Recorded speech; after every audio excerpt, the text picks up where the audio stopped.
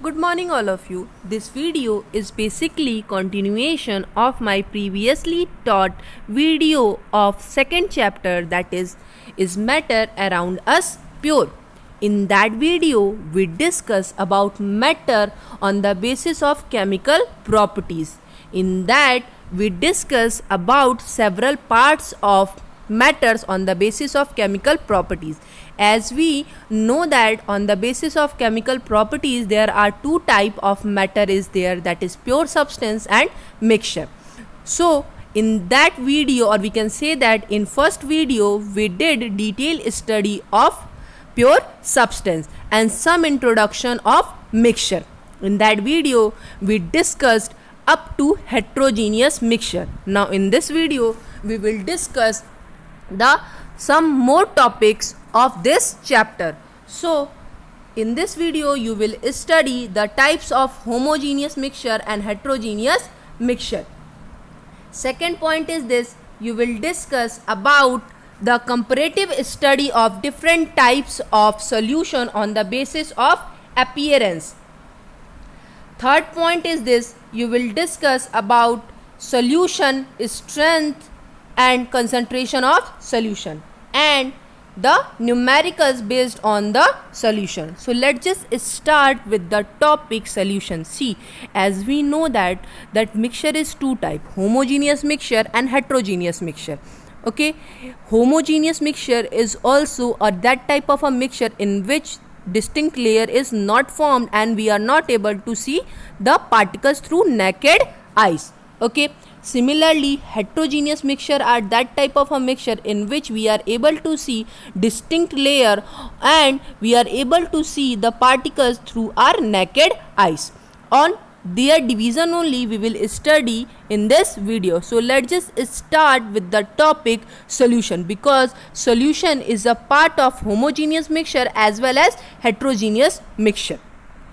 In general, solution is considered as homogeneous mixture which is formed by the combination of two or more components in either in a equal proportion or in a unequal proportion.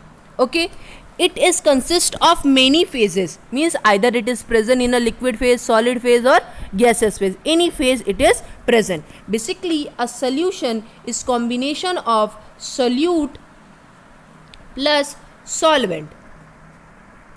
Now what is solute? Solute is that component which is present in lesser amount in solution, and solvent is that component which is present in higher amount in solution. In other language we can say that a solute is a chemical substance which get dissolved, and solvent is that substance which help in the dissolution of solute. That is known as a solute and solvent.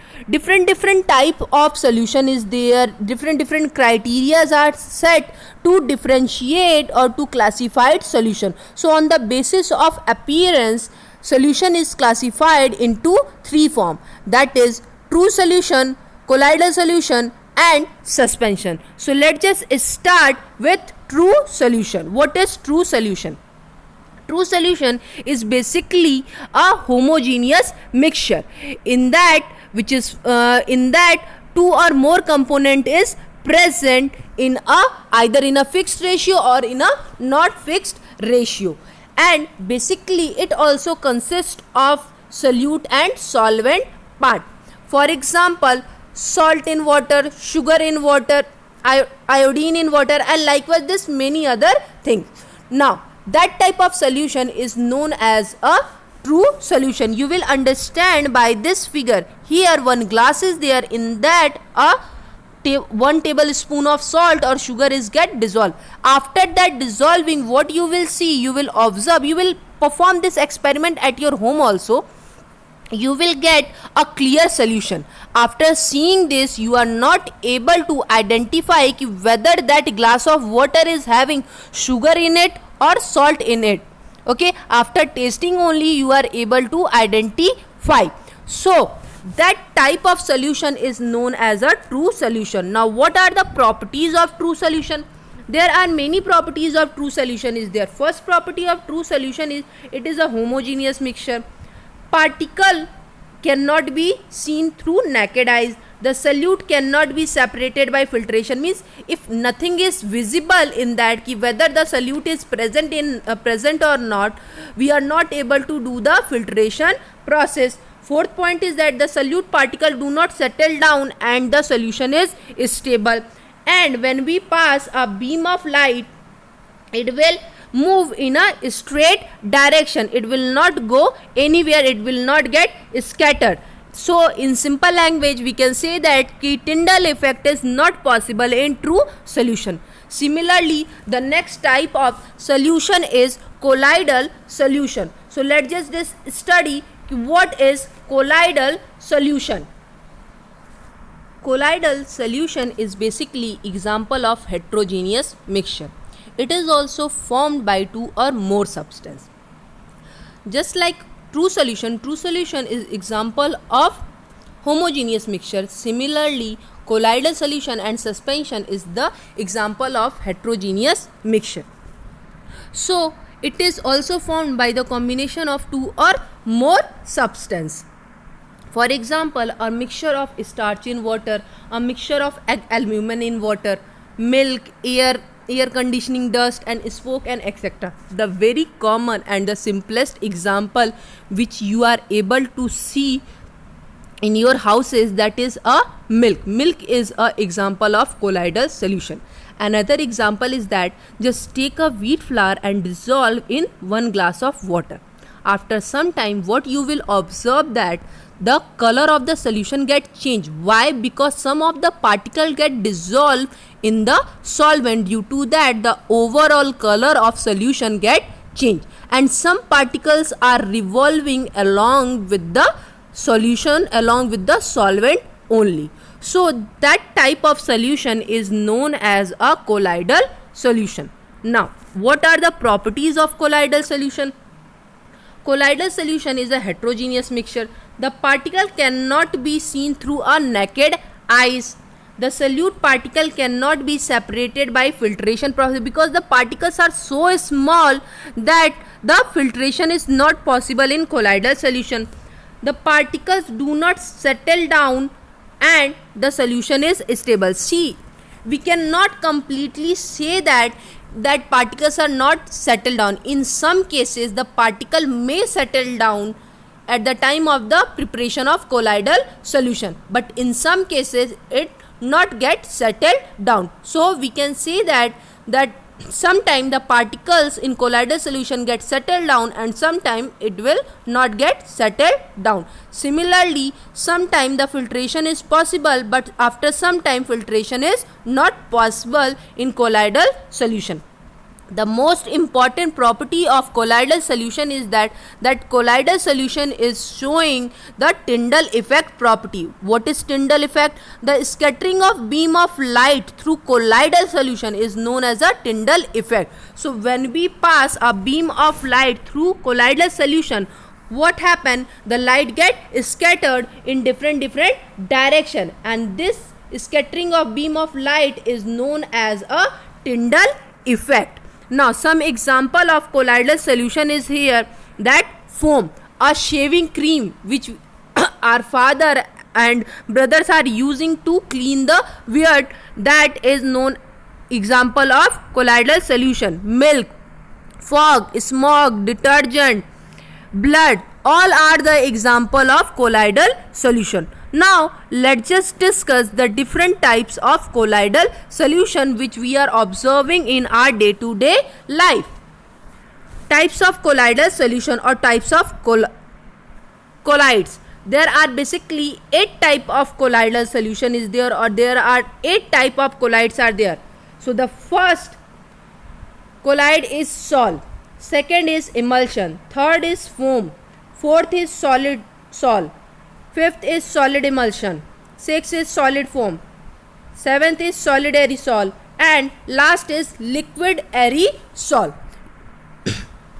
Just like a solution, colloidal solution is also made up of two things, that is a disperse phase and disperse medium. Disperse phase is just like a solute and disperse medium is just like a solvent. Disperse phase is that phase which get dissolved, and disperse medium is that medium in which the disperse phase is get dissolved. So on the basis of the different state of matter, these 8 colloidal are formed. So first is sol, which is formed by the combination of solid and liquid. Means when solid get dissolved in liquid, so that type of mixture or solution is known as a sol. For example, paint, fruit jellies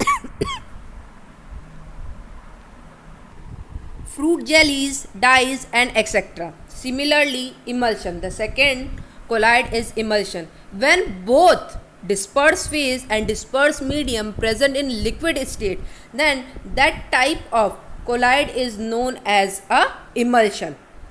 Example of emulsion is mayonnaise, which we used to apply on bread, milk, salad, cream. They all are the example of emulsion. Like the best example of emulsion is oil and water. When we take a mixture of oil and water, that is the example of emulsion. When disperse phase, means just like a solute, and disperse medium just like a solvent is present in a liquid state, so that time emulsion is formed. When sol is formed, when disperse phase is present in solid form and disperse medium is present in liquid form. Similarly, foam. How foam is formed? When disperse phase is present in a gaseous form and disperse medium is present in a liquid form. Example is beer froth, soap, shirts, whipped cream. All are the example of foam. Solid salt. When both disperse phase and disperse medium present in a form of solid, like alloy, gemstone, ruby, glasses, colored glasses which we used to see on our windows, that are the example of your solid salt. It is a type of colloid only.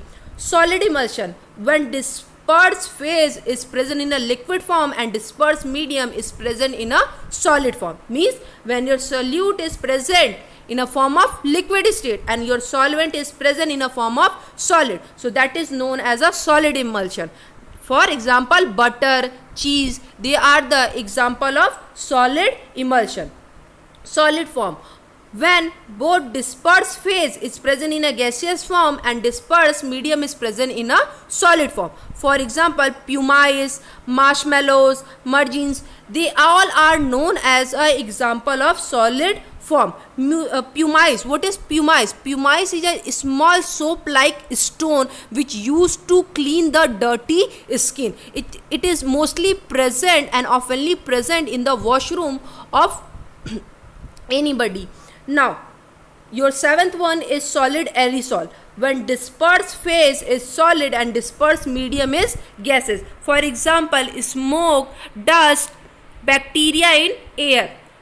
Last is liquid aerosol. When disperse phase is liquid and disperse medium is gas. For example, fog, mist, cloud, spray, all are the example of liquid aerosol. So these are the 8 types of colloids which is formed by the combination of disperse phase and disperse medium. Disperse phase and disperse medium are different, and on that basis different colloids are there. For example, sol, emulsion, foam, solid, solid emulsion, solid foam, solid aerosol, liquid aerosol, likewise this. So these are the types of colloids. Now we will discuss about the third type of solution on the basis of appearance, that is suspension. Suspension is also a heterogeneous mixture of 2 or more substance. For example, like solution of sand and water, solution of chalk powder and water. See, it is the most common and simplest form of type of solution, or we can say that suspension is also considered as intermediate between two solution and colloidal solution. In that suspension, we are able to see clearly the distinct layer of one component to other component. Means we are able to identify the dissolving component in a particular solution. For example, sand in water, chalk powder in water. When we just take some amount of sand and dissolve in water, after some time you will see the sand gets settled down on bottom and upper side of the glass clear liquid is there. So by doing so we are able to identify in that particular glass sand and water is present. Similarly, if we take chalk powder and dissolve in water, what will happen? You will get two distinct layer, and by that two distinct layer you will identify ki what are the components are present. By this figure you will clearly understand. See, in the first glass some amount of soil is dissolved in water. After some time what will happen? The soil get deposited on the bottom of the glass, and on the upper side of the glass liquid is there. So that type of solution is known as a suspension. Now what are the properties of suspension? See, in the case of suspension the particle size is very big in comparison to colloidal solution and true solution. That's why we are able to see the particles of, or we can say that the particles of component of suspension through our naked eyes. First thing is that suspension is a heterogeneous mixture. We all know the particle can be seen by the naked eyes. The solute particle can be separated by filtration particle because the particle size is very bigger. It will not pass through the filter paper. That's why it get deposited on filter paper and the filtration is possible. And after the filtration you will get a clear liquid like the second figure. Fourth point is this: the solute particles settle down and the solution is unstable. The particles scattered a beam of light passing through it, and light is visible in the solution. See, in both the cases, in a case of suspension also, we can say that scattering of beam of light is possible also or not possible also. When we pass a beam of light from upper side of the glass, then what will happen? We are able to see the beam of light passing in a straight direction. But when we pass the beam of light through the bottom of the glass, the light get scattered. So on that basis we can say that the suspension may or may not be show the Tyndall effect. So these are the properties of suspension. Now we will discuss the comparative study of suspension, colloidal and true solution. Along with that we will discuss some other different types of solution on the basis of concentration, on the basis of solvent. So let's just start. Before starting this, first let's just understand what is Tyndall effect. As we discussed already, Tyndall effect is a beam of light passing through a colloidal solution. The particles scattered the beam of light and the part of the light become visible in the solution, and this effect is called as a Tyndall effect. See, Tyndall effect can be seen when light enter a room through a small hole due to scattering of light by the dust and the smoke particles. See, just do one thing, just put curtains all over your room and switch off all the light and just open a little hole. So after some time you will see a beam of light is coming from that hole, and that is known as a Tyndall effect. You will see Tyndall effect in dense forest due to the scattering of light by the water droplet in the mist. So this is all about Tyndall effect. Now let's just do the comparative study of solution, colloids and suspension. Means at a one place how we will differentiate solution from colloidal and suspension. So the particle type. In the case of solution, ions, atoms and molecules are present. See, the first property is that the particle type.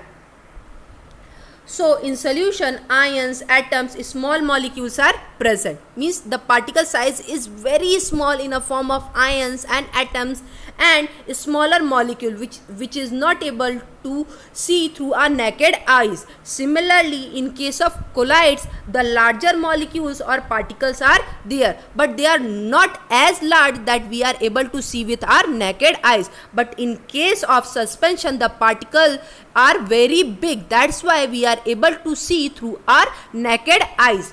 Size of particle: in case of solution or true solution, the particle size range between 0.1 to 1 nanometer. In case of colloid, it ranges from 1 nanometer to 1000 nanometer, and in case of suspension, it ranges between 1000 nanometer to more, means they are present in a more bigger form. That's why we are able to see through our naked eyes. Now, effect of light: no scattering is possible.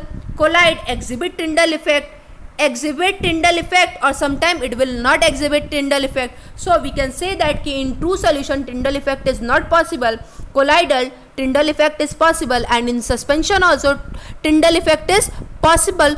Now, the effect of gravity is stable, does not get separated, means the filtration is not possible in true solution because the particle size are very small. That's why the particle not get settled down on the bottom, and this makes the solution stable. Similarly, in case of colloids also, the particle does not settle down on the bottom of the solution. That's why which make the colloid stable in nature. But in case of suspension, they are unstable in nature, and the particle gets settled down on the bottom, and that particles are known as a sediments. Now, filtration is not possible in true solution.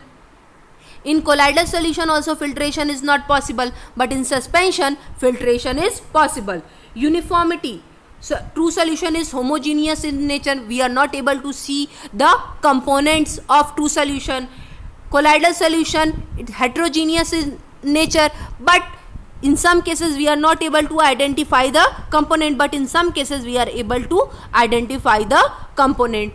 And suspension also, it is also heterogeneous in nature. So these are the comparative differences between solution, colloids and suspension. Now let's just discuss the different type of solution on the basis of their concentration and on the basis of the presence of solvent in it. So let's just see what they different types of solution are there that we already discussed. So what exactly they are, let's just see. Solution are different type based on the number of criteria, like the difference in the solute or the solvent.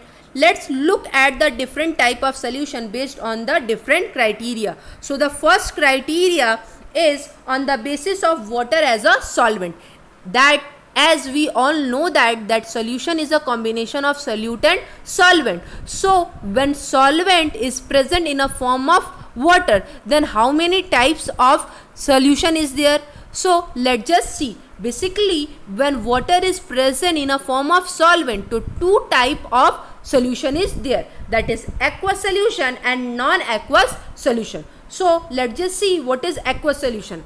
These solution have water as a solvent. For example, sugar in water, carbon dioxide in water. So whenever water is used as a solvent along with any other component, so that type of solution is known as a aqueous solution. This is the first criteria, that water as a solvent. Now, non-aqueous solution. What is non-aqueous solution? When these solution have a solvent that is not water. See, when water is not used as a solvent or a solute, basically solvent, then that type of solution is known as a non-aqueous solution. In simple language, we can say that in order to prepare solution when we use water, so that type of solution is known as the aqueous solution, and when we do not use water as a solvent to prepare solution, so that type of solution is known as a non-aqueous solution. So on the basis of water as the solvent, two type of solution is there, that is aqueous solution and non-aqueous solution. Now let's just see some other criteria on which basis solution are categorized or classified. See, on the basis of amount of solute added means how much amount of solute is present in a particular solution. On that basis, how many type of solution is there. So on that basis, basically 3 type of solution is there, that is unsaturated solution, saturated solution and supersaturated solution. Now let's just see what is unsaturated solution. Unsaturated solution, an unsaturated solution is one that can dissolve more amount of solute at a definite temperature. It means that we can still add more solute to the solvent. See, that we already know on the basis of the availability of solute in solvent, 3 type of solution is there, that is unsaturated solution, saturated solution and supersaturated solution. Now what is unsaturated solution? When we are able to add more amount of solute at a particular given temperature, so that type of solution is known as a unsaturated solution.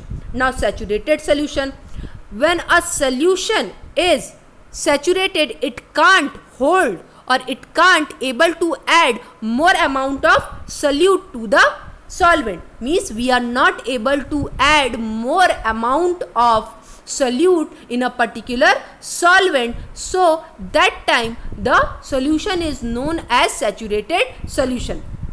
Just understand like this, a solution is said to be saturated when we can't add any more solute to the solvent at a particular given temperature. This means that the solution cannot dissolve any more solute at a definite temperature. See, it's very simple.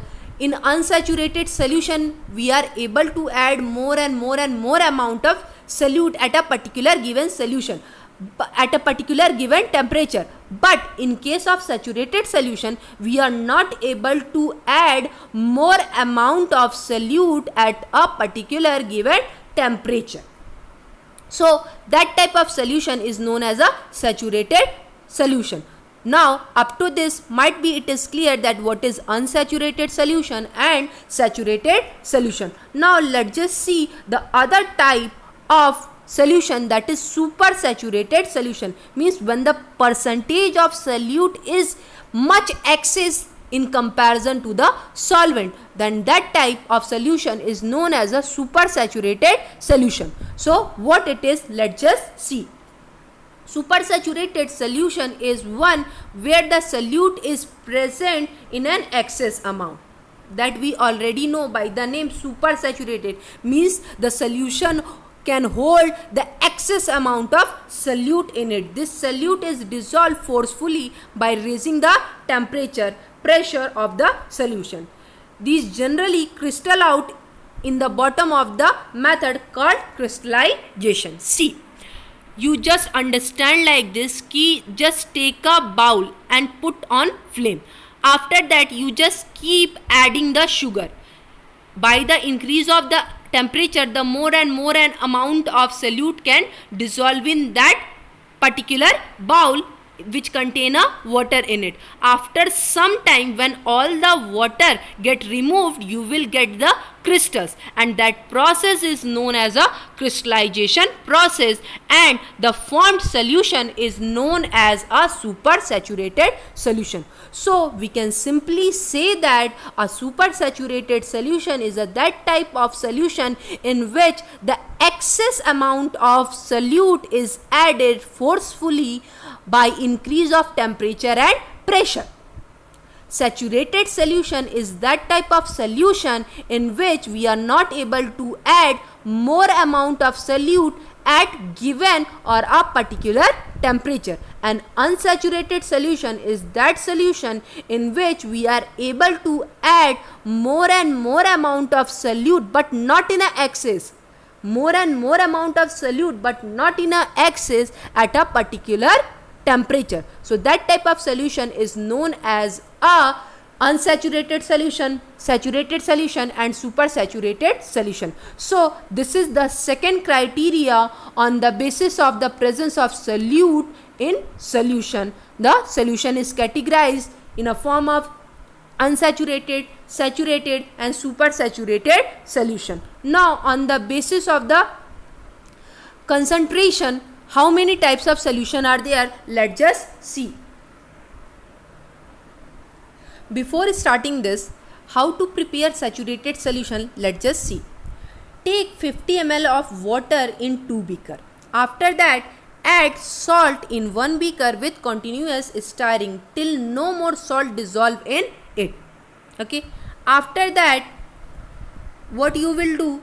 Just similarly add sugar in another beaker. You took 2 beaker. In first beaker you added salt by continuous stirring until the whole salt not get dissolved and that solution is not able to hold more amount of solute. And the second beaker you just add sugar by the continuous stirring, and after that what you will get? Till the no more sugar get dissolved, will get saturated solution of salt and sugar. If the mixture is heated, it dissolve more amount of solute, and on the increasement of the temperature the solution become unsaturated. Okay.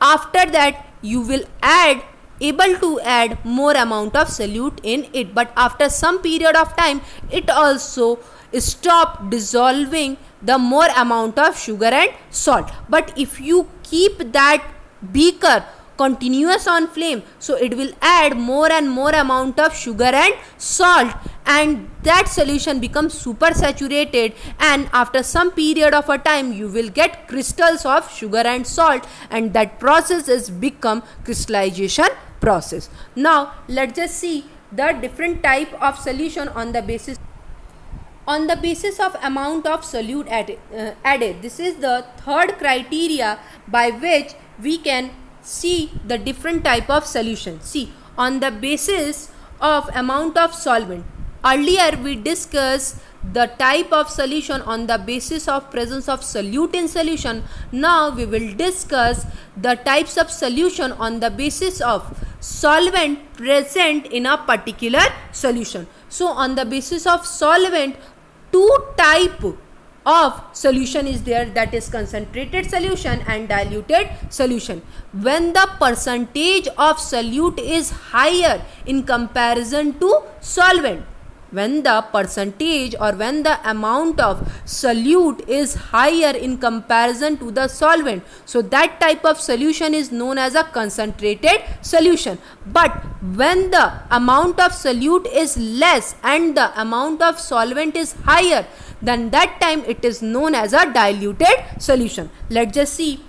A concentrated solution has large amount of solute in given solvent. For example, brine solution, orange juice, dark color teas, all are the example of concentrated solution. Similarly, diluted solution, a diluted solution has a small amount of solute in a large amount of solvent. For example, induced salt solution, light color teas. In that the percentage of solute is less in comparison to percentage of solvent. So on the basis of amount of solvent, 2 type of solution is there, that is concentrated solution and diluted solution. The fourth criteria is on the basis of concentration of solute in 2 solution, means when the 2 solution is having a same solute. So on the basis of the concentration of solute, how many types of solution is there? See, let's just consider a cell placed in a beaker, placed on the concentration of solute in 2 solvent. The cell in the beaker, we can have the following type of solution: isotonic solution, hypertonic solution and hypotonic solution. Now what is isotonic solution? These solution have the same concentration of solute in it, means when both solute and solvent is having a same consistency, means both solute and solvent present in a equal amount, then that type of solution is known as a isotonic solution. Now what is hypertonic solution? When the solution contain higher percentage of solute and the percentage of solvent is less. or we can say that when a solution contain higher concentration of solute in comparison to less concentration of solvent, so that type of solution is known as a hypertonic solution. You will understand by the definition, the solution kept in a beaker has a higher concentration of solute in it. So water comes out from the cell and the solution is beaker, causing the plasmolysis or the shrink. Simple is that when a solute is present in a higher concentration form and the solvent is present in a less concentration form, then the process of plasmolysis takes place and the solution become in a form of hypertonic solution. Now the last is hypotonic solution. When the concentration of solute is less and the concentration of solvent is high, so that type of solution is known as a hypotonic solution. So on the basis of the concentration of solute, three type of solution is there, that is isotonic solution, hypertonic solution and hypotonic solution. When both solute and solvent is having a same concentration, then that type of solution is known as a isotonic solution. When solute is having a higher concentration in comparison to solvent, then that time it is known as a hypertonic solution. And when the solvent is having or the solute is having a less concentration in comparison to solvent, then that time it is called as hypotonic solution. Now let's just discuss how to find out, how to measure the concentration of any solution through different formulas, or what exactly the concentration means. Basically the concentration means the strength and the power of a particular solution. So now we will study about concentration of solution, what exactly the concentration means and how we are able to calculate the concentration of solution. Let's just see. The concentration of solution is defined as the amount of solute present in given solvent or solution. Formula is given. The concentration of solution is equals to amount of solute upon amount of solvent. We will able to write down this formula like this: the amount of solute upon the amount of solution. Likewise this also we are able to find out the concentration of any solution. Basically the concentration of a solution can be expressed as mass by mass percentage, or as mass by volume percentage, or sometime volume by volume percentage. So with the help of mass by mass percentage or mass by volume percentage or volume by volume percentage, how we are able to calculate the concentration percentage or the concentration percentage of any solution, let's just see. So with the help of mass by mass percentage, we are able to find out the concentration of any solution by applying this formula. So in that case what we will do, we will just take a mass of a solute and a mass of a solution, multiply by 100. So what we do, we just take mass upon mass percentage of solution equal to mass of solute upon mass of solution into 100. So by applying this formula, we are able to find out the concentration of solution in which both solute and solvent is present in a form of solid. So we will calculate their mass, and with the help of their mass we will calculate the concentration of solution. Similarly, with the help of volume by volume percentage also we are able to calculate the concentration of solution by applying this formula, that is volume of solute upon volume of solution into 100. Similarly, mass by volume, in that case what we will do, we will do M upon V is equals to M of solute upon M of solvent and into 100. So when solute and solvent, when solute is present in a form of solid and solvent is present in a form of liquid, then we will apply mass by volume percentage formula in order to calculate the concentration of solution. Now let's just understand these formula with the example more clearly. Now starting with the first question, 0.5 gram of salt dissolve in 25 gram of water. Calculate the percentage amount of salt in the solution. So how you will write? First, in that you have to find out the amount of salt in a solution, and both solute and solvent is present in a solid state, or we can say that their mass is given. So what we do, first we will choose that what is solute is there and what is solvent is there. So here the mass of the salt present is 0.5 gram, which is a solute, and the mass of the solvent, which is a water, is 25 gram. So in order to calculate the amount of salt present in solution, we apply the mass upon mass percentage of solution, and by this we will calculate the amount of salt present in solution.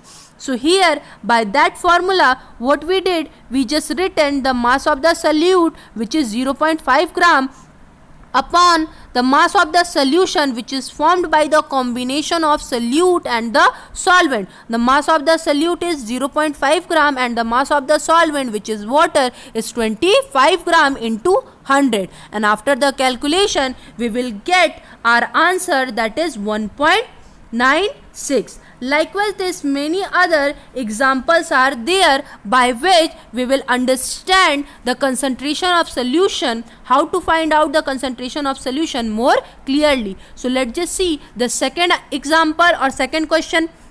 Here the a solution of urea in water contains 16 gram on in 120 gram of solution. See, just read the question very carefully. It is written a solution of urea in water, means urea is solute, and the amount of urea is given 16 gram. Of it 120 gram of solution, and the amount of solution is given 120 gram. So in that question you are knowing about solute and solution. Amount of solute is given and amount of solution is given. You have to apply the mass upon mass percentage formula, and by this you are able to calculate the problem. So what you will do, you just write down like this: the mass of the urea upon mass of the solution into 100. The mass of the urea, which is a solute, is 16 gram, and the mass of the solution is given 120 gram. After solving this, you will get answer 13.33%. Now question number first and second is based on mass by mass percentage. Now let's just see some question based on volume by volume percentage, means in which both solute and solvent is given in a form of liquid and their volume is given. So let's just see question number 3. A solution has been prepared by mixing 5.6 ml of alcohol with 75 ml of water. Now calculate the percentage of alcohol in the solution by volume, means volume by volume percentage. Just read that question once again. A solution has been prepared by mixing 0.5 ml of alcohol, means alcohol is behave like a solute with 75 ml of water. So water is behave like a solvent. We will apply the formula volume by volume percentage. We will take volume of solute upon volume of solution into 100. We just applied that formula, and after the calculation you will get answer 6.95. Let's just see some other example. Here question number 4 is given. A solution contains 30 gram of glucose, 20 gram of salt in 500 ml of water, means a solution contains 30 gram of glucose, 20 gram of salt in 500 ml of water. Calculate the mass percentage of glucose. First you have to calculate the mass percentage of glucose.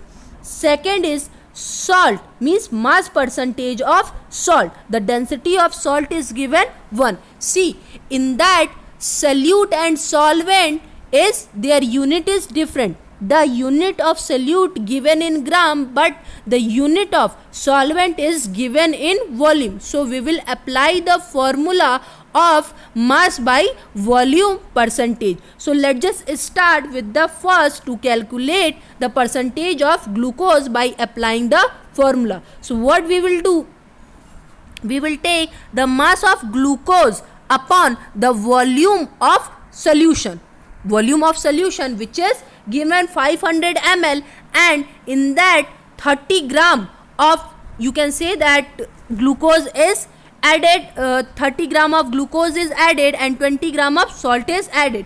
This is the mass of the solvent. A solution is formed by the combination of glucose, salt and water. So what, in order to find out the percentage of glucose, what we do, we just take the mass of glucose, which is 30 gram, and after that the volume of solution, which is 550 ml, and after solving this you will get the mass percentage of glucose is 5.45%.